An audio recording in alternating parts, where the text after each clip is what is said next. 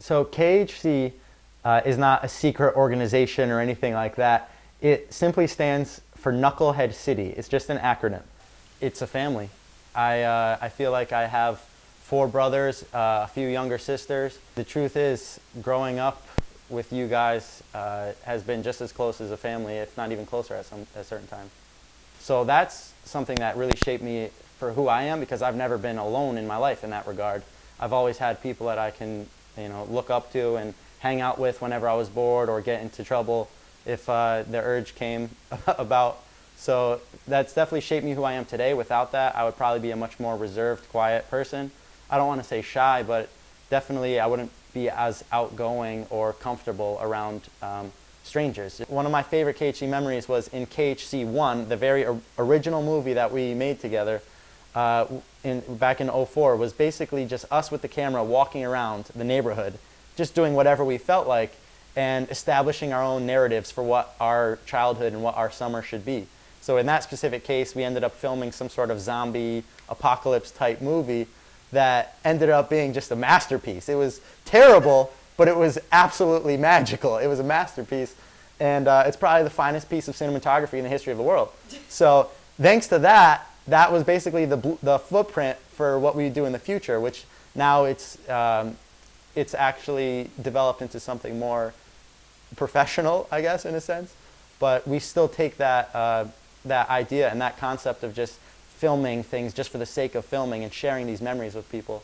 I would say the depth of character that you sort of get growing up in this neighborhood, people who don't really have that close bond to people can't really dig verbally their own thoughts out of their own head sometimes. So, just those conversations that we've all had a million times, just sitting in somebody's backyard, for long nights and stuff, just kind of you learn things about yourself, through talking about it and through having those really close bonds. Personally, yeah, that's probably some of the most important things that I have is the bonds with the guys that I grew up with in this neighborhood. You just get this trust for people and this bond that's just totally unbreakable. And I think knowing that adds a lot of security to your brain. Like socially, I remember like going to school wasn't like this big like mess for me. There's not as much pressure on you to go in and be this likable guy when you have these unbreakable bonds to go home to. And so there was kind of this thing of like, even on my worst day, I can just kind of go in, take care of business. If I don't talk to anybody, if somebody, like makes fun of me, whatever, that doesn't really matter because my real friends, the people that I really know, are back home. I'm probably biased because it's behind my house, but the big stretch of woods behind the neighborhood that we grew up in was probably my favorite place as a kid. And I have so many just ridiculous, great, terrible memories from down there, from, things like sledding down the big hills and all that stuff. And then eventually went all the way through the other side of the forest and ended up in that big field. So I just think I think that's sort of like a magical place in my head that as our ages progressed, we would go deeper into the woods. It's kind of like a metaphor. I think that the parental bond and creating kind of a village has really stuck with you all. I see you now as adults and beautifully responsible adults who have goals and who have aspirations, but yet don't lose sense of family. And there's no blood between us, but this neighborhood is most certainly a family. We always knew that you were never lone wolves. You always traveled in packs. So there was a sense of security that us parents had, that you were at least in a pack and we knew that you were going to take care of each other. Mm-hmm. That's where the family is. You've got each other's backs. We all do. We all have each other's backs, and you just feel that unconditional love. You guys brought me as much anxiety as you brought me joy.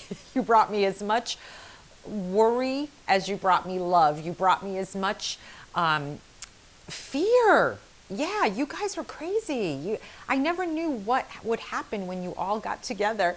So the example I want to give you is snow skitching. And you were in high school, you had your licenses, and during a big snowstorm, because we live on a circle and we don't get snow plows coming down here or much traffic, especially in a snowstorm, but you kids one would drive, usually Cody would drive the big truck, and you would pull each other on a rope on a sled. We always refer to it as the circle or the hood.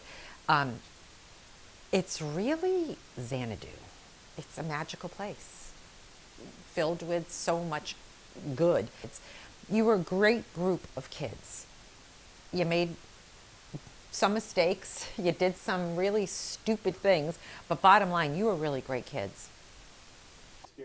I'm thankful for the parents kicking us out of the house all the time, always being able to go run around, always having backyard equipment to play with, soccer balls, always wanting to play football. We have acres of woods that we go run around in. We have been creative our entire lives, whether it's from building skateboarding, not ramps, but contraptions and death traps, just putting wood on the grass, putting plywood on the grass to be able to ride over to have a different terrain. We have built tree forts. We have built a paintball course, building potato cannons in my workshops.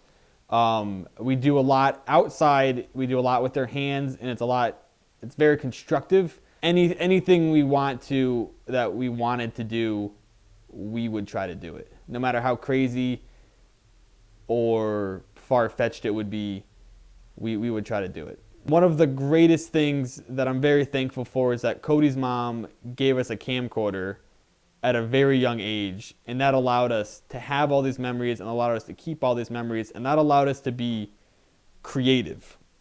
We've always had a collective between all of us, whether it was KHC, we had a Halo clan called RLB for a while. We've always had ourselves branded as something, and we've always been creative.